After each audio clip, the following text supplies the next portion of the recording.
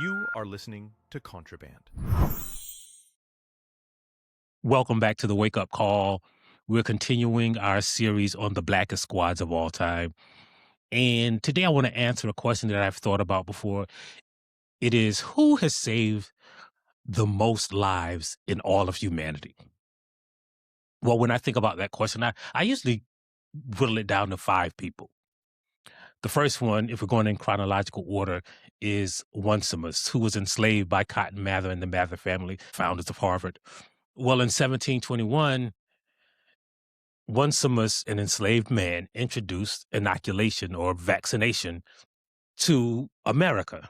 It's almost impossible to count how many people have been saved by vaccinations. And then you got to say, was it his specific vaccination? So let's move on from him. Henrietta Lacks. Her cells has been used in almost every clinical test of modern disease, from cancer to the polio vaccine. Even the Human Genome Project can kind of be attributed to Henrietta Lacks. And then there's Dr. Charles Drew, who we credit for modernizing the way we do blood transfusions, who created the blood bank, the blood mobile, the way we store blood plasma, just the number of people who would have died because of how much blood they lost or whose lives were saved with blood transfusion. That's incalculable. But Dr. Charles Drew, Henrietta Lacks, they aren't squads. They're not crews. Dr. Russell Brown, Dr. James Henderson, and a crew of 25 Black doctors at Tuskegee used HeLa cells. They created techniques we use today to mass produce vaccines and HeLa cells. So, the Human Genome Project, again, large-scale genetic testing, large-scale cancer tests, all of that came from like a group of 25 Black doctors at Tuskegee. But what I ultimately land on is none of those life-saving techniques would really matter if it wasn't for these Black guys who started a food delivery service. Today, a lot of Black neighborhoods are in what you call food deserts because of segregation, because of history, because of redlining. Grocery stores aren't in a lot of Black neighborhoods. In the 1960s, a group of Black men in Pittsburgh started a food delivery service in a Pittsburgh neighborhood called the Hill District. It was this historically Black neighborhood. And many of these Black men were Vietnam veterans who couldn't get jobs. They were called unemployables because white people wouldn't hire them. So they started this food service, again, before Uber Eats, and they would deliver food in the Hill District where, typically white people wouldn't even go, even police. Back in the 60s, in Black neighborhoods all across America, not just the Hill District, if you had a medical emergency, you had to call the police. And sometimes they'd come and sometimes they wouldn't. And even if they came, they do what they called a swoop and scoop. They just pick you up and throw you in the back of one of those vans called, and I know this is a racially divisive term, a paddy wagon, but this was the actual term that they used in Pittsburgh. This group of Black guys bought some old paddy wagons, but they weren't just delivering food with them. Like, they were using them for voter registration drives. They were organizing with the NAACP. They were doing job training for Black people in the Hill. And they were so good at it that people in the Hill District would call the Freedom House before they call the police.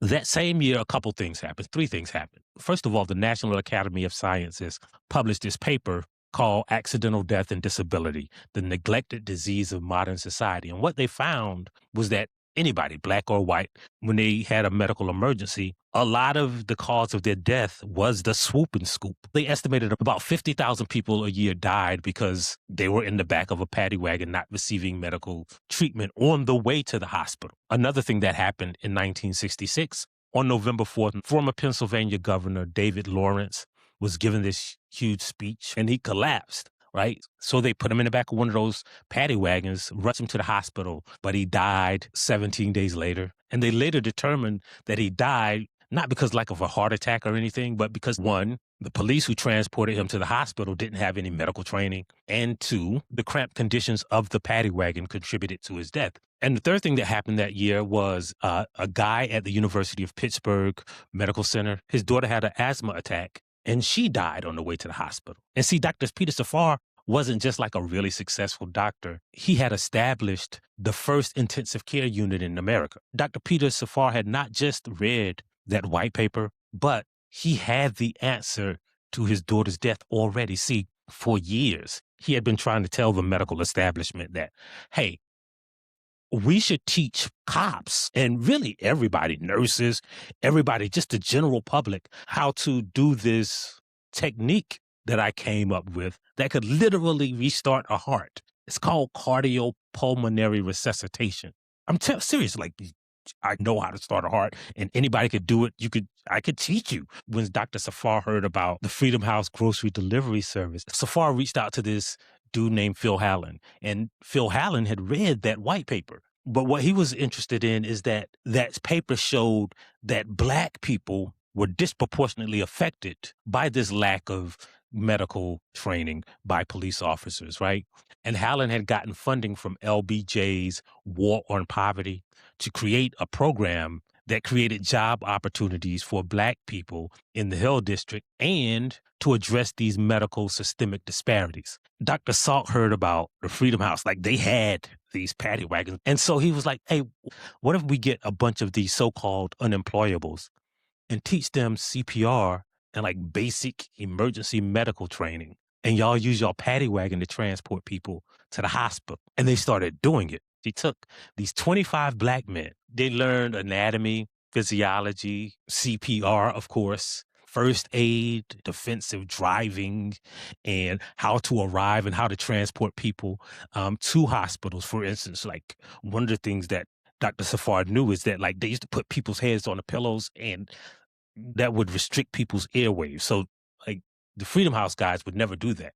And when Dr. King was killed in 1968, riots erupted across the city of Pittsburgh, and the police started calling Freedom House to transport people to the hospital. And again, they were better at it than the police. So the city of Pittsburgh gave them a contract to just transport anybody who had a medical emergency to the hospital. When they showed how much progress they had made, because it was, again, federally funded, cities across the country started doing what Freedom House had done. And then the city of Pittsburgh got like a really racist mayor and started firing many of the Black guys. So by 1975, Freedom House closed. But the importance of Freedom House is that those first 25 Black men, they weren't doctors, they weren't nurses, they were America's first paramedics or emergency medical technicians. And it's not that the first EMTs and the first paramedics